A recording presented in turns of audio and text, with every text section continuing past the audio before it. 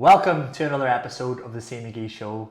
It has been a few weeks since I've done an episode and my schedule has been crazy busy. So what I've decided to do is to start releasing an episode every other week rather than try and do one every week. I'd rather be consistent and try and get as many good quality episodes out for you guys. And if I can do that twice a month, that's more than enough for what my schedule allows. But anyway, enough about me. Back to this week's guest. Now this week I have got a girl called Karla O'Boyle. Karla is the host of a popular podcast called the Burpees Banter Podcast in the health and fitness space. And slightly different to what I've normally brought on. Normally I would interview like boxers and entrepreneurs and things like that. But the reason I asked Karla on is because I met her at a party a couple of months ago. We got on really well and we're both just at the very start of our podcast journey. So the conversation took a great turn. We went talking from health and fitness to CrossFit because I'm blissfully unaware of what CrossFit involves really. And then we went on to talk about something that really surprised me, and it was mental health. And Karla ends up telling me the story about why she got into the health and fitness space in the first place. So anyway, listen, let me know what you think. Please like, share, subscribe, comment, and I cannot wait. So without further ado, here it is, the episode with Karla O'Boyle. Hello, Karla. Thank you very much for coming on. No, not at all. Thanks for having me on. I'm looking forward to this. Good. Me too. How's things? How are you? Things are good. Things are flat out. It was a bit of a break there for a few weeks. So I wasn't well and stuff, and then just straight back into it once I was back feeding myself again. Yeah, life does just get in the way at times. Yeah, it absolutely does. But no, it's been a good run of a few weeks there. So I'm feeling good. Good. Well, I just want to welcome you to the Magee Show. Why don't you start by telling us just a little bit about yourself and what you are all about? Yeah, my name's Karla. I'm 25. I am originally from Killeray, which is out in the sticks. Now I'm living in Belfast.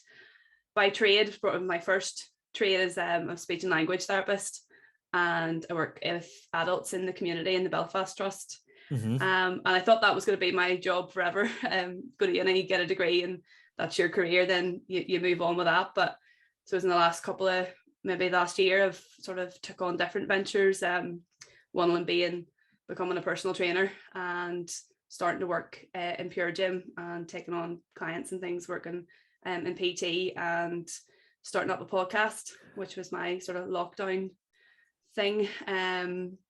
So it's been a very busy few months, but I've been loving it, and I can complain, and I do often complain, but it's been fun so far. So we all love a good moan. Don't worry. Absolutely, it wouldn't be from here if we didn't complain about something.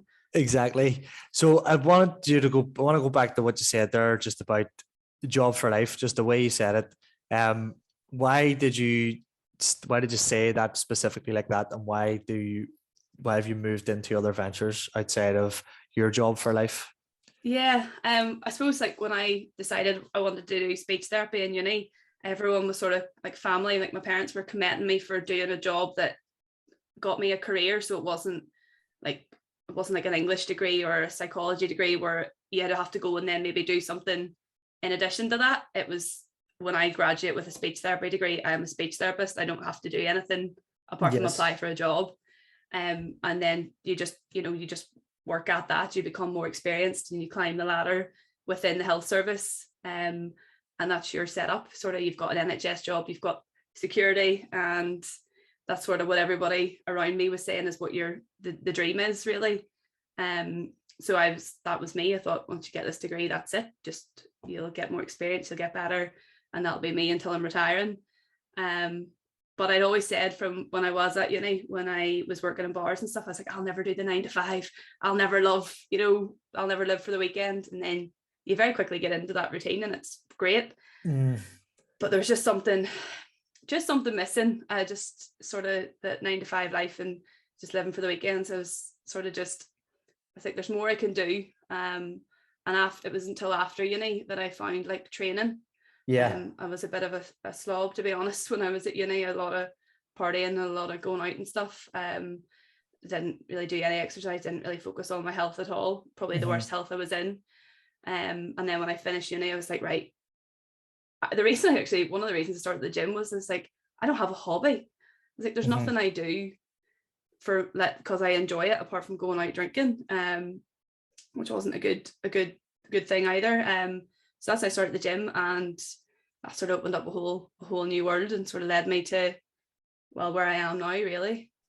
I always think, the first step, I don't want to say it's the easiest step because it's definitely not, but the first step towards any personal development, I always find that people, it's their health and their bodies, and once you sort of start to nail that, then you realize there's other areas in my life where I could be doing better, and then all of a sudden it's like, oh, maybe I want to start a business, because you've pushed yourself and you've built that little bit of mental resilience, and then you realize that you can overcome challenges and you can go out and start something new. And I always find that it was the same for me. The reason I ask is because when I was 19, I started boxing. Still loved the party, never really took it seriously. But you only partied in university. I partied right up till I was 27. So I'll disclaimer there, I still party. It's just nowhere near as much as I used to. Yeah. So, but then health becomes a priority as you get older, and then all of a sudden personal development kicks in, and then you just want to better yourself. And the 9-to-5 job, I went through a very similar thing where you feel the way I felt was like there was no purpose. There was, and I use that term quite loosely, but you're just kind of going to work and coming home and you're zombified because you're just going through the motions every day. You're not being challenged mentally. And then that's kind of what leads you into starting businesses and just trying things. It doesn't even have to, everything has to be successful. Just try something and see if you like it. Yeah, 100%. And I suppose, like, I keep saying this to people as well, because people ask me when I'm now doing the personal training, like, are you going to leave speech therapy? Is that like, and I'm in a pretty fortunate position where I actually really like my job, but like I like the 9-to-5, the actual job aspect of it. So like it's sort of one of those positions where like I'm not in a rush to leave it, and I'm maybe clinging on for security now that, it's still something I don't dislike, and it's steady income and things like that. So it's sort of, do I say I don't want to leave it because it's a security blanket, or do I say I don't want to leave it because I really enjoy it? And I'm sort of there at the minute. Yeah, I mean, well, I was in a different position. I hated my job, so yeah, so it's very different for a lot of people. I kind of just burned the boats and just went, see you later. I'm just going to go out and make a go of this. But again, side hustles, which is kind of what we're going to talk about, side hustles and passion projects today. Side hustles, they don't always have to go so far. You can try them for a couple of months and then bin them if you don't want to. And that's the beauty about having a job that you do enjoy as well. Yeah, no, 100%. Like it is, I like working for health service, and you mentioned purpose. Like I do feel a purpose in that job as well, because I think the more and more I like look into myself, and like the last few months I've looked into myself more than I've ever looked at myself. And I'm actually now looking back on what I was like and maybe reflecting on who I was then, which sounds really like, it's not cringy, but it's weird. For me, it's weird to do that. You're on my podcast. Cheesiness and cringiness are welcome here. But it's like, I think that regardless of speech therapy or if it's personal training, like my focus always seems to be around helping people. That just seems to be my nature. So both of those jobs, that's what the main focus is. So so I sorry, go ahead. Sorry, I have nothing. It wasn't important. I was going to say, why personal training? What led you? And obviously you said about getting into health, but why did you move into personal training? So like, again, cheese, but like training changed my life like in a massive way. And fighting it, I started doing something that I set a goal and work towards it. And I initially started to like lose weight, and sort of that classic getting into the gym after uni of, a life of eating rubbish and drinking and stuff. And once I started loving it, then I started getting passionate about it, and the goals got bigger. And then when I moved to England, the PT I had at the time just really encouraged me to join CrossFit. And I was like, well, CrossFit's a cult, isn't it? Like, what's like, everyone slags that. Like, I don't want to do that. And then I went and joined, and truth be told, I really couldn't afford to join it at all. Like being in England for the first few months, I actually put myself in quite a lot of debt. I'm one of those one of the things put me in debt was CrossFit. But once I did a session, I was like, I can't not do this. This is how I meet people. This is how I learned to live here and learn to settle and not want to be pining for home all the time. And then once anyone who does CrossFit will stand to this, like once you're in. Yeah, it's very hard to get out. So sort of as I started learning more and things, like new people would come in and I'd be in open gym and I'd be showing them things and trying to, give them a bit of advice, and that sort of just carried on. And then when I moved back from England and over lockdown, I started coaching my friends because I had some weights. So just taking them for sessions. And I was like, I like this and I'm actually not bad at it.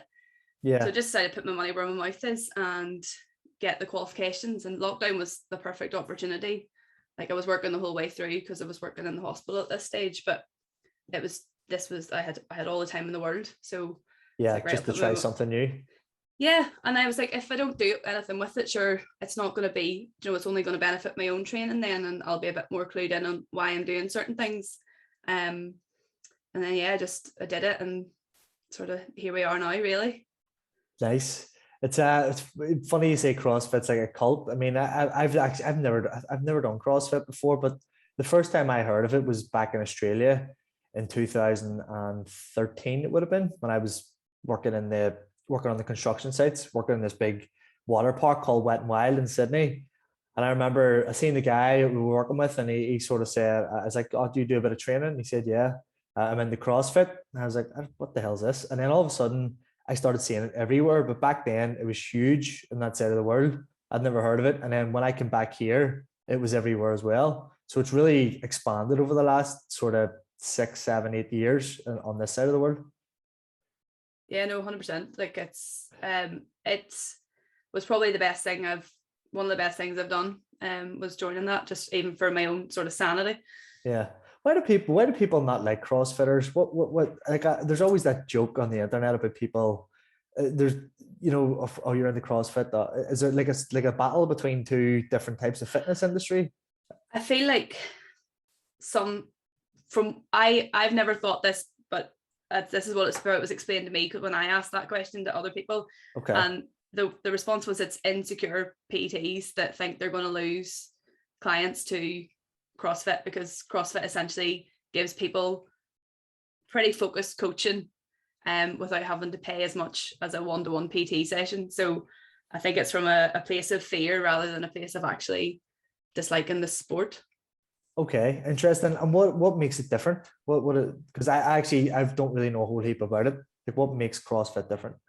Yeah, so it is basically strength and conditioning. Like it boils down to like the sort of the fundamentals of fitness, but it's basically combining gymnastics, powerlifting, weightlifting, athletics into sort of as quickly as you can sort of achieve a time, and you learn different movements, and then you're given like the workout of the day, the WOD, and that could be a 5-minute workout or it could be a 40-minute workout. But it's all based around a skill. So you'll learn like how to walk on your hands, but that's obviously a massive progression. Mm-hmm. So it just sort of brings Gen Pop and exposes them into a lot of different modalities of training. Okay. Which they might not get in a regular gym. Okay, brilliant. And obviously you've got your podcast as well. Aside from your full-time job, you've got your personal training business, which you've just started. And then you've got your podcast, the Burpees and Banter Podcast, which I think is an absolutely class name. So tell us a bit about how that came about and why you started it. Yeah, so that's that came off the back of probably starting to do the personal training qualification. Like there's a lot of PTs out there, obviously, and a lot of coaches, and I used to think it was a saturated market, but there's enough people out there for everybody. There's more people not training than there is training, and more people who need to focus on their health and fitness than there is focusing on it, I think, anyway. So I was just like, there's loads of PTs. How are you going to be different? Like, what is going to set you sort of apart? It was sort of like marketing, and then a way of meeting people and putting myself in front of people who've been doing what I want to do, and they've been doing it well for longer, and sort of people I would sort of see as a role model. so I wanted to get people sort of in front of me and have a chat so I could learn, was probably one of the initial thought process behind it. But how it actually came about was me sort of calling myself out, to be honest. I was telling someone that they should just put themselves out there and do what they want to do, but I was sort of hiding behind the fear of sort of putting myself out there. So I sort of got over myself after that conversation and realized that I was being a hypocrite because I wanted to do something that I wasn't doing. Initially, I thought of YouTube, and I did a sit down and tried to record something, and just felt like a bit of a tool, to be quite honest with you. Right. I didn't like looking up. I didn't like seeing myself talking on the camera. It just was really off-putting. So podcasts are usually, they're all sound, no image. So that's when I decided I would do a podcast. Okay, that's interesting. Especially the part you said about the fear of putting yourself out there. So what, like, I know you do quite a bit now, but how did you get over that fear initially?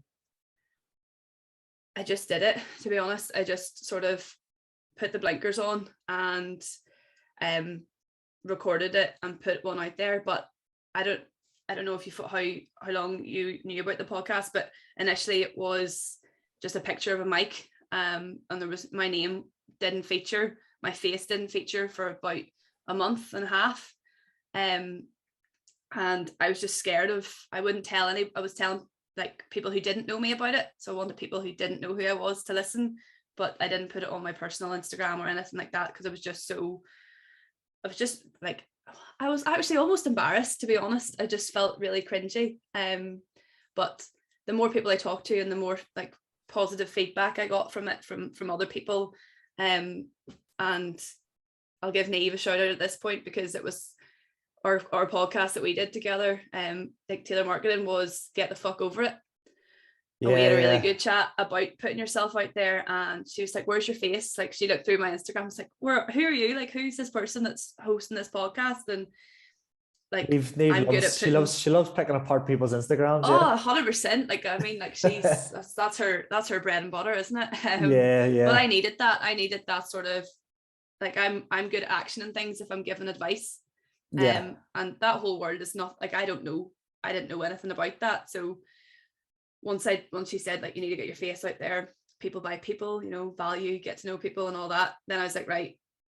Then I just did it, and probably have about 50 million videos of me talking on my story that I'm like, nope, can't do that, can't put that out there. But slowly but surely I'm getting a lot better at it. Yeah, of course. I mean, repetition is the mother of skill, for sure. There, I have no bother putting things out at all. Like, it doesn't really bother me, but most of like, if I'm really busy in work, it's not that I'm too busy to post. It's that sometimes I'm just so snowed under and there's that much happening. I'm just like, what the hell am I going to talk about today? But now I've got, the podcast, and I've got other things that are happening. I did find it difficult initially when you first start putting yourself out there. And then you have other, like, you always have people in your life that sort of start poking fun at you. But then you've got to realize those are the people that you really need to those are the people who are not putting themselves out there. Anybody who's ahead of you and doing what you're trying to do will never ever criticize you. And I always try to keep that in the back of my mind. Like, who am I doing this for? Because there's a lot of people out there that want to listen to what you have to say. And it's just a matter of getting the right message to them. And I think everybody struggles with trying to find their message initially. And then once they get it, it becomes easier and easier. Yeah, something that was like quite confident for me just in myself was like, you're not doing anybody any harm. So if people have something bad to say about it, as long as you're not putting people down or sort of like going after somebody, then if people have to give off or like have something to say about that, then that says more about them than it does what I'm doing. So that was sort of a little comfort blanket for me, doing everything. I was like, if they have hate for it, then like, you're not doing anybody any harm. You're just talking on the internet. That's literally, if you boil it down to the basics, that's all you're doing. Yeah, and you said you struggle with putting YouTube videos out there. What was up with that? I felt it felt quite forced. I felt like I was trying to, like I'd say, imposter syndrome probably kicked in quite hard there, because like I did fiddle about with a background and try to make it all look all like nice and pretty, and I was like, that's not me. I felt like I was just putting on a false pretense for the point of putting on a YouTube video, and like I couldn't say what I wanted to say in a way that was me and have my face showing. But I genuinely do think now I'm like, I can come on in my stories and I can put up IGTVs and chat, and I think it just took sort of maybe taking the visual out of it to start with, and I've no doubt that in the future, like, my podcast will be recorded as visuals as well. So it's sort of been a bit of a process. Yeah, I've got to say, I struggle. The reason I ask, because I struggle with the same thing. It's not, I don't know, there's something about sitting at a table and talking to the camera that not that I don't find it difficult, but sometimes I get tripped up my words a lot. I always prefer to be walking or moving so I can use the hands, and I don't know what it is. Maybe it's just a mental block, but some people do feel very awkward. It depends on what you're doing. If you're doing how-to videos and there's a lot of edits and stuff, maybe people feel a bit more comfortable because they've got a very specific thing that they're talking about, very niche message. I'm just not that handy with Premiere Pro or whatever to try and do all that sort of stuff. But I understand the struggle for sure. Yeah, no, I think like when I think of that now and sort of in hindsight, which is obviously a wonderful thing, it's now I could come on and talk to my story because I know who I'm talking to. Yeah. But when you're putting out a video like that, at the start for me, I didn't know who my audience was, and I didn't know who I was actually trying to address. Yeah. So now I can come on and talk to the people who follow me on Instagram and stuff, because I know who I'm talking to and why I'm talking to them. Mm-hmm. Whereas initially I thought I was just talking at a camera. Yeah. And I couldn't see what was behind the camera, which is essentially the people I wanted to work with. Yeah. But now I know that. So it's just a learning curve. Yeah, definitely. And everything's different. Like, there's a lot of stuff I would post on LinkedIn that I wouldn't put on Instagram, because I just know it's different people. Like, when I'm on Instagram, I'm talking to, people who listen to the podcast, people who sort of follow me. There's a lot of business owners on there, like removals companies, man and van. But then on LinkedIn, I'm talking to the likes of estate agents, and I'm talking to a different demographic on LinkedIn, because we work with a lot of estate agents for Crisscross. So a lot of my content is sort of centered around them and things to do with the housing market. A lot of personal stuff on there too, just to mix it up a little bit. But it's different. It's different for me because I'm talking to different people. And the same through the Crisscross page, I'm talking to somebody completely different there. Just trying to find that, and just trying to, it's still an ongoing thing for me every day.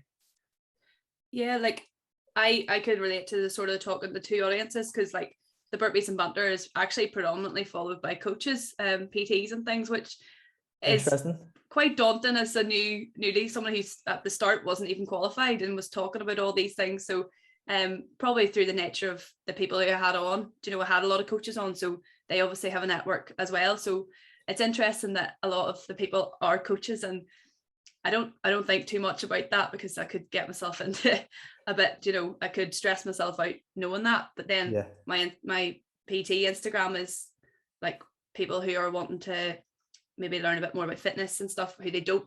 So they're different. They're actually the opposites. They're your customers in terms of the demographics. Yep, of course. Completely understand. So it's interesting, like, that you say that, because obviously you have to you're trying to be the same person, but talking to two very different audiences. So it's interesting when you think about it like that. Yeah. The one thing I love about the coaching industry is a lot of it is online, and coaches can hate other coaches as well, which does happen, but there's you can network with a lot of people, and if you get yourself in the right crowd, it's online through Instagram and whatnot. The thing about my industry is there's a very, very select few people around the UK who actually really use Instagram in the removals industry. Most of the guys are old, they're technology phobes, they don't want to know about Instagram, they don't want to know about Facebook, they're just proper old tired men. Oh, you're talking about my dad there. Like, my dad's in trade himself, and I've been at him for at least 5 years. Make a website. If you don't want to make a website, make a Facebook page. And like, he refuses. So not that he's really old, he's not that old at all, but it's interesting, people in trade starting to come into Instagram, and like, I'm seeing it more and more. But like, people have houses, just if they have Instagram, like, they might need to move at some point. Exactly. And we generate a hell of a lot of work through Instagram and Facebook, like loads. So it's hugely part of our marketing strategy. But the guys who are the big guys who do the trade work, who do the overseas work, they're the guys that don't want to come on Instagram. So they're the guys that I actually need to physically go to networking events and meet them, and speak to them through different channels. There's a lot of removals and stories like groups, and quite frankly, what I see on there sometimes is a disgrace. It's like all they do is complain about their customers, and it's insane. Actually, like, what's the point in being in the industry? Customers want to pay your wages. Yeah, no, that's it. And like you probably could say the same about fitness industry too, like complaining about clients. Yeah. As well. I think we all like to have a wee moan about clients and customers, but Jesus, putting it all over the forums, it's like, I don't know. Well, no, there's a level of professionalism that needs to be taken no matter what service you're in. Like if a doctor started giving off about a patient like that in public, there would be issues about it. So yeah, but then that's not the people you want.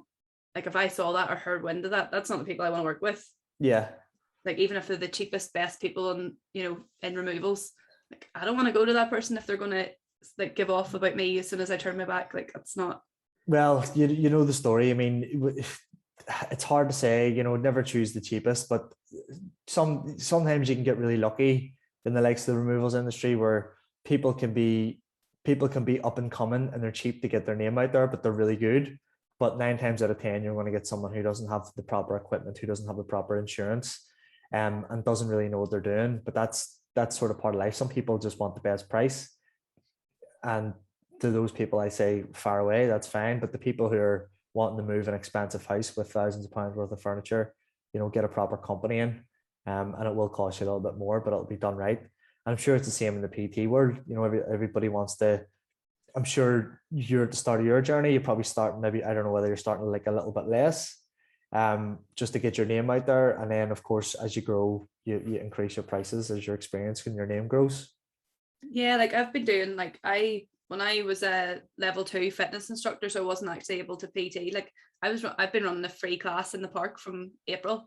Mm-hmm. And I've like no issues running a free class because it's actually most of my friends, and to be honest, it's been quite nice to see them getting into exercise. And they've been coming out mostly to support me, which is even nicer again. But like I have no problem doing that sort of thing to start off, like, because you have to start somewhere.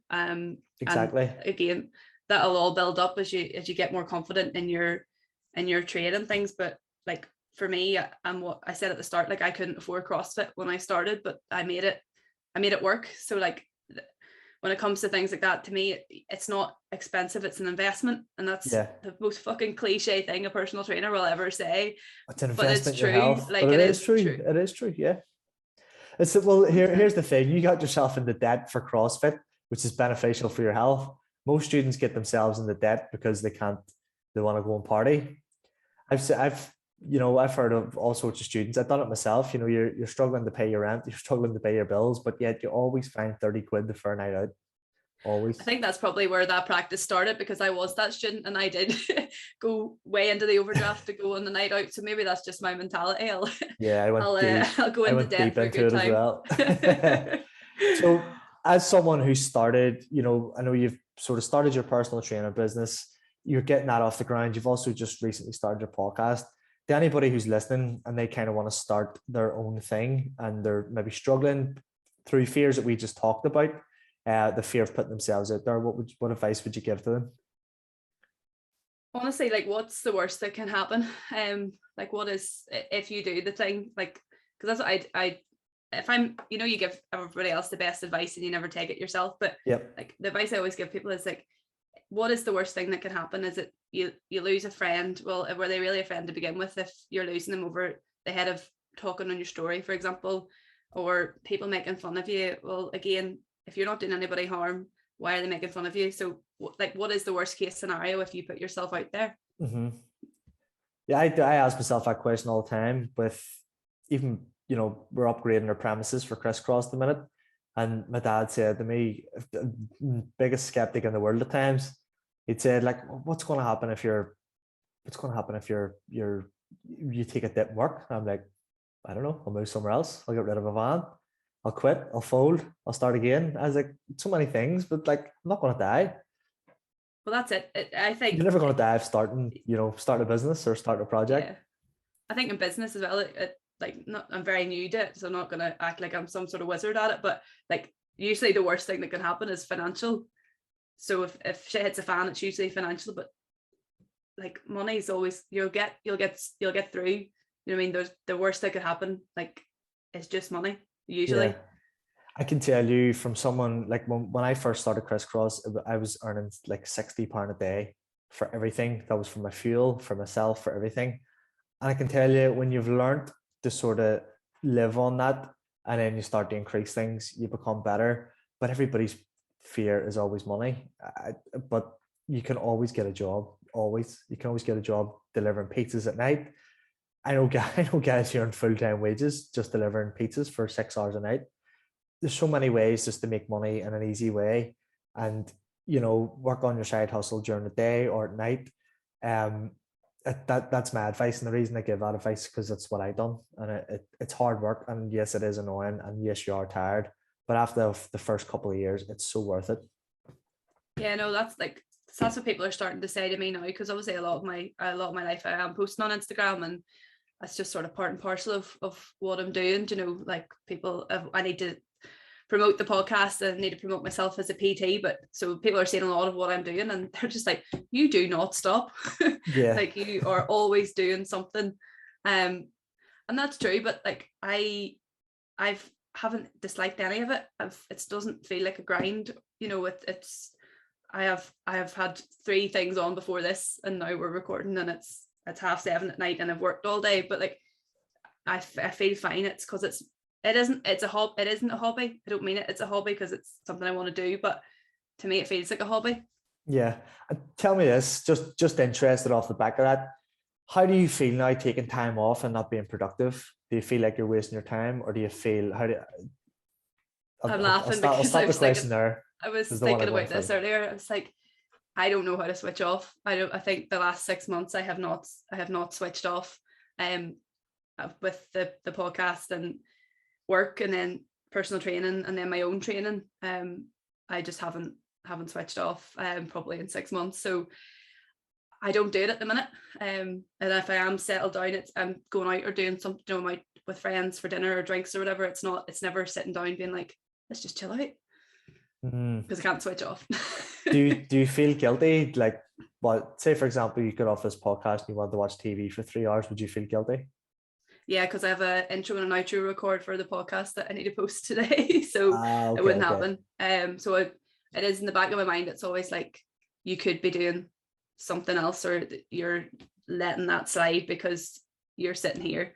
Yeah, I'd love to come back to this one in 6 months or 12 months time, see how you feel then.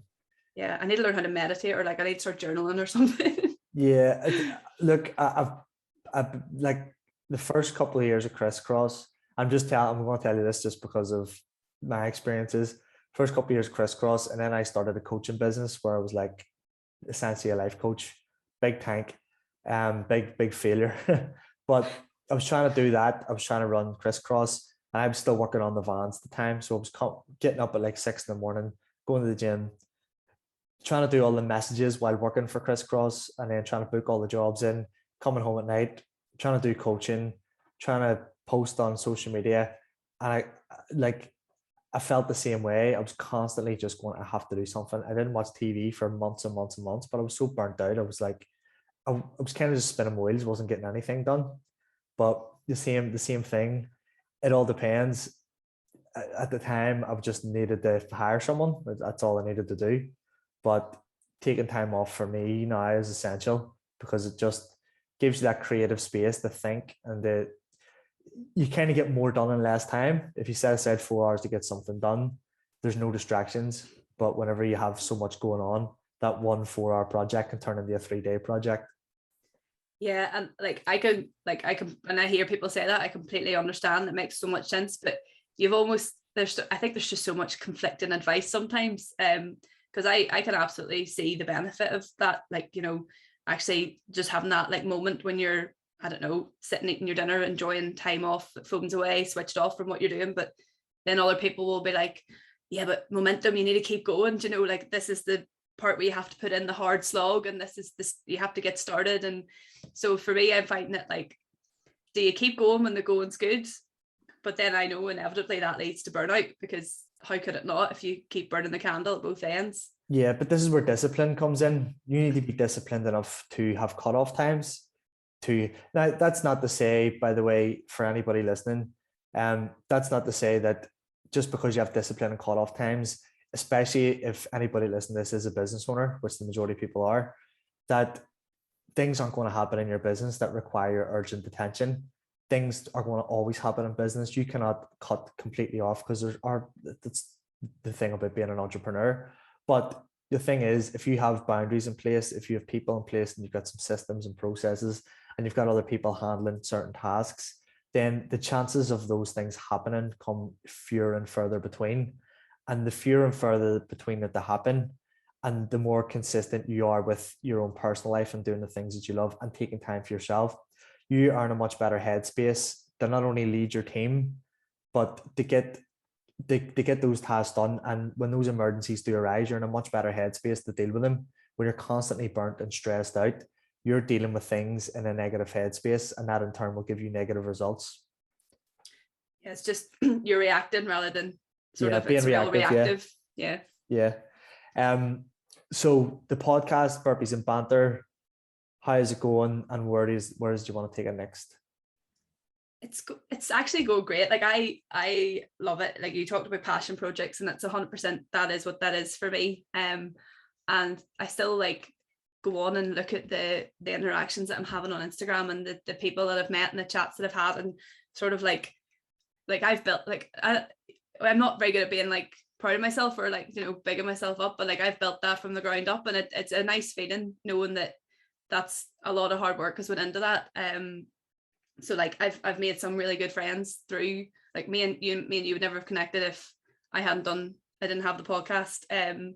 So I've made some really, really good friends, and I've learned a lot about myself from the podcast. Like there's something about listening to yourself talking, and you know, I've talked a lot about mental health and stuff on the podcast recently, and it's, to be honest, it's this topic I've always tried to steer away from, just because I feel like it's hard to do it right, and it's hard to maybe have the appropriate conversations, but it's coming more to the fore now, and like those are conversations that I actually feel are going to be helpful for people to hear, and like I'm trying, probably more vulnerable than I ever thought it was going to be as well. So there's a lot of things that I didn't expect to happen from it. I thought it was just going to be me chatting shite and learning a bit about, you know, the industry I wanted to get into.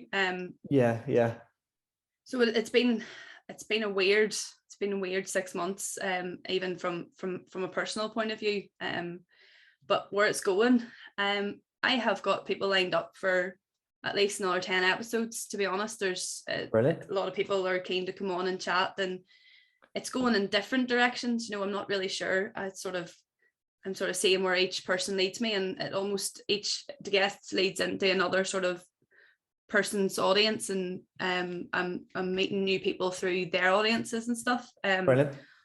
Long term, I want to take it on the road. I want to go traveling and bring the podcast with me, and as I train my way through different parts of the world, meeting new people there, and just shoving a microphone in their face and going, just want to throw my mic in my kit bag, bring it to a gym, and be like, who's about, and what's your story? Because I just think that's the beauty of actually having a podcast, because you can pick, you know yourself, you can pick someone that you probably would never maybe have airtime with, to have a conversation, and it can be unreal. Brilliant. I just wanted to go back there. I know you touched on mental health briefly. Why was it something you didn't want to talk about, and why is it now something that you're talking about? Two very different questions, but two very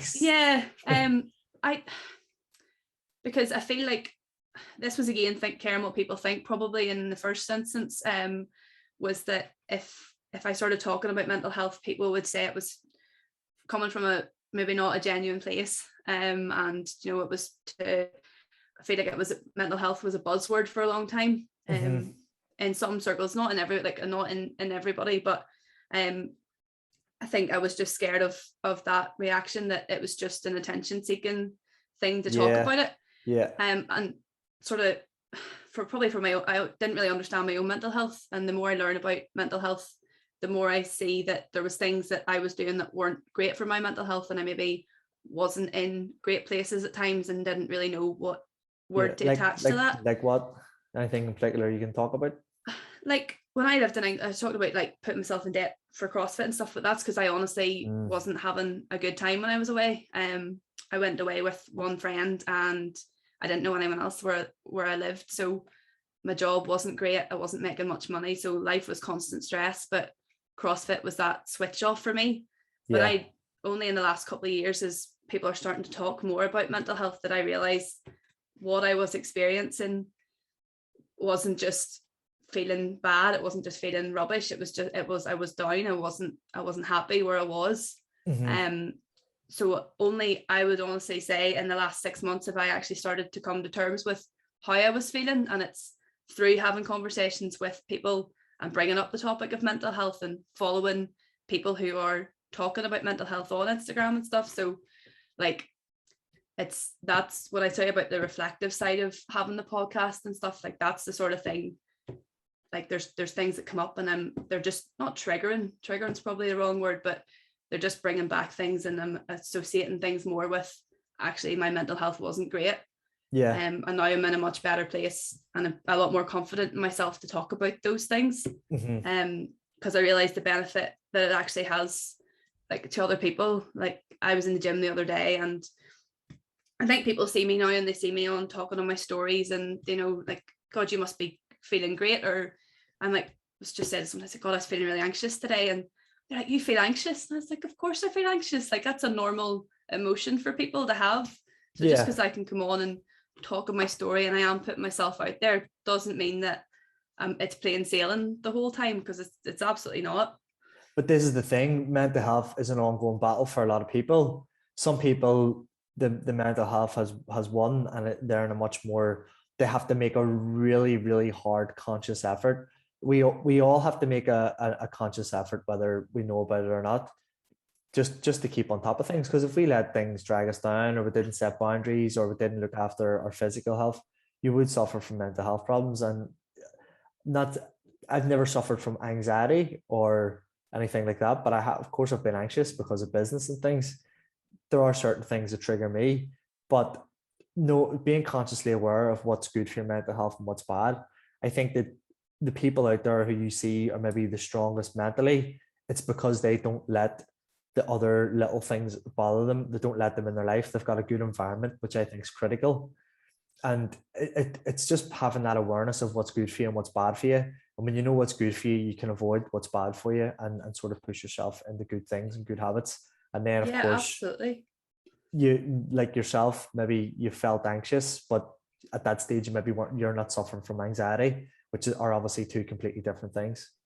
Yeah, and I think the more I learn about, like, the more I learn through having conversations with people who are, you know, more qualified in the area of mental health. They've done like their degrees or they have their qualifications and stuff. And I think, I don't know if people listen to this will relate to that, or maybe it's just something that I didn't really catch on to. It was like, there's no real such thing as good mental health, or, you know, it's not like a constant state.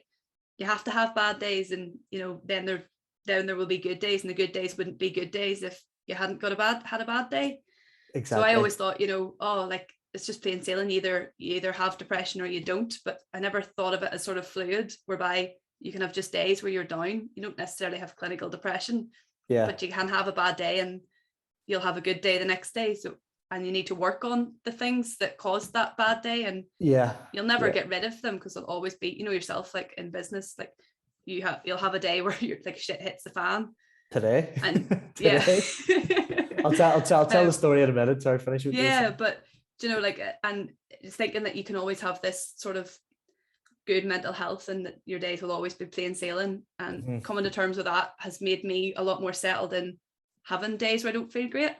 Yeah, absolutely. Today was, I'll bring it back, but I completely understand what you're saying. And one thing that's really helped me is that whenever you're having a bad day, just acknowledge it's a bad day. You can just go, today was shit, and just go, right, I'm going to get up tomorrow morning, and tomorrow may or may not be better. Sometimes just acknowledging. Sometimes when you feel like you're having a bad day and you're like, I need to turn this around, and that's where you can really drive yourself into the ground.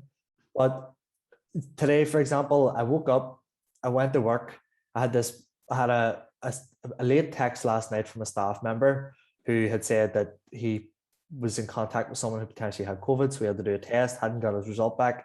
So then I had to go into work this morning to give my general manager, then had to go and work in the vans, etc., etc. So basically it resulted in me having to go into work early today, which I don't normally do.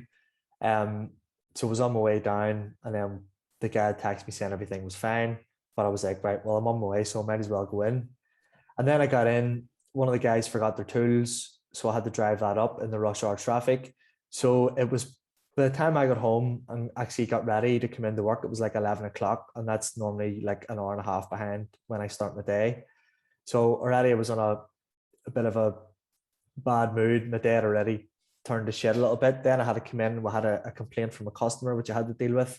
And it was just one of those days where, and then the next thing it was 2-3 o'clock, and I was like, I haven't got fuck all done today. And then I was like, do you know what? This has just been a shit day. So I was like, once David goes home, I'll get what I have to get done. I'll get one thing done. So I got a big equipment order done that really needed done, to tell you the truth. Got that done, went home, walked the dog, and then I realized I had the podcast for you. So I was like, tomorrow's going to be better. It's fine. And when those little things happen, if you just constantly build yourself up going, I have to get this done, I have to get this done, then you will work yourself into the ground. If you're having a bad day and you just get one thing done, you will feel better. And just tell yourself it's one thing, because one thing might create the momentum for the next thing and the next thing and the next thing. Or if you only get the one thing done, you're flying. Yeah, well, focus on the positives that you got the one, Yeah. And you said there about looking back and it was a shit day, and it's like that's even reflecting on the day, Yeah. and actually acknowledging, as you said, acknowledging that it was a bad day, but Yeah. you can start from scratch tomorrow, and hopefully Exactly. shit doesn't hit the fan as much tomorrow for I you. know. And to anybody that's wondering, the customer complaint got resolved. She was very happy. I was just thinking that, I was like, this man knows how to handle a complaint, so that'll have been fine. It was. But here's the thing. If I was in that headspace I was talking about earlier, where I was constantly burnt and stressed, my email or my phone call would have been completely different. Would have handled it very badly.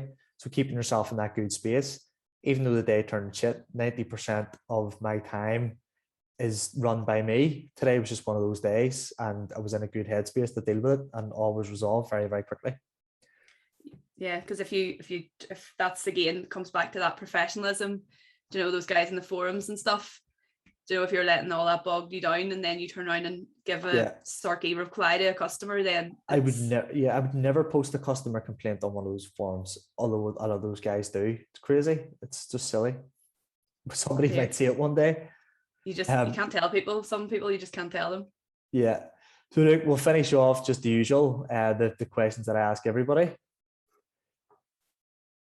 So, quick fire questions. Are you ready? Do you remember what they were? Do you remember what they were from last time? No. I actually know what to do, because I genuinely thought about the one that I messed up on. Okay, perfect. Right. Okay. So, are you a morning or are you a night person? I'm a night person. Night person. Yeah, morning all the way for me. I do think eventually I will get there, but I've been reading why we sleep, and I think we're actually just preset to be either one or the other. I think so as well. Agreed. What compliment do people give you the most? At the minute, it's like you're just doing it, you're just going for it, and like a lot of my friends have just like texted me and said like they're really proud of me and stuff, and like that means a lot, because like obviously it is a lot of work what I'm doing, and again I'm loving doing it, but just nice to hear it from the people who are close to me. It means a lot from them. It really does, and it kind of gives you that wee bit of a boost to keep going when you get because you don't often get to celebrate big wins or even small ones. That's it. So something I'm trying to get better at myself. Like I put up a story there the other day on my PT page, and was just like, because I've just done a powerlifting competition, and I was just actually coming on to be like, I'm really chuffed with how I did, and asking people what their wins were, because we don't do it enough, and we don't big ourselves up enough. I don't think anyway. I agree. Most people, they don't want to celebrate their small wins because they don't want to seem braggy, but it's important to do it, and do it publicly. Yeah, why not? Like if you've achieved something and you're proud of yourself, then if the people that follow you are your friends, or they actually care about what you're doing, then they'll be happy for you too.